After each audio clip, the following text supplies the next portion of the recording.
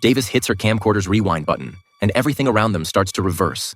Time rewinding to the exact moment her son, Jack, had picked up the ketchup bottle. Davis watched in horror, quickly telling Jack to stop. She asked him if he hadn't just gotten ketchup on himself. Jack just looked confused. Their strange conversation caught the attention of a police officer nearby. A sense of unease washed over Davis, and she quickly left the diner with Jack. On the highway, the feeling of unease intensified. To ease his mother's tension, Jack turned on the music and sped up. But Davis had a bad feeling and told Jack to slow down. Just then, the piercing sound of a police siren came from behind them. Jack hurriedly pulled over. It was the same officer from the diner. The officer, hostile, asked if there were any weapons in the car, which Davis smilingly denied. The officer spotted the video camera and angrily demanded if they were filming him, reaching to grab it. In the chaos, Davis accidentally hit the rewind button, and time reversed once more. When Davis came to her senses, she found herself back when Jack had just picked up the camera.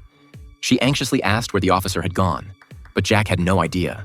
Davis grew even more anxious and had Jack pull over to check. The police car reappeared, still the same officer. He taunted them and ordered Jack to drive off the highway. Jack angrily confronted him, but the officer pulled out his gun. Seeing this, Davis quickly pressed the rewind button again. This time, she found herself back in the diner. The officer was also there, eating and staring at them with disgust. She quickly urged Jack to leave, hoping to lose him. Davis carefully drove onto a different road, hoping to change the course of events. After driving far enough, she decided to find a motel to rest.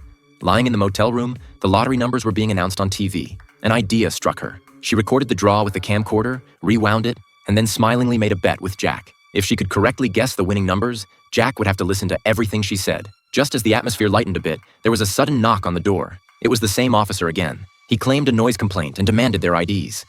Davis quickly turned on the video camera. Seeing this, the officer became agitated again, lunged to grab it, and pulled out his gun. Davis quickly pressed the rewind button, and everything went back to the diner once more. Davis clutched the video camera, looking at the officer nearby, her heart filled with despair. They seemed trapped in a terrible loop. She decided to take the initiative and talk to the officer to try and break the cycle. She walked over to him with the camcorder, trying her best to calmly introduce herself and her son. The officer smiled at the compliment, and Davis took the opportunity to make small talk. Just as she thought she had finally escaped, the officer suddenly called out to her, asking if the luxury car outside was hers.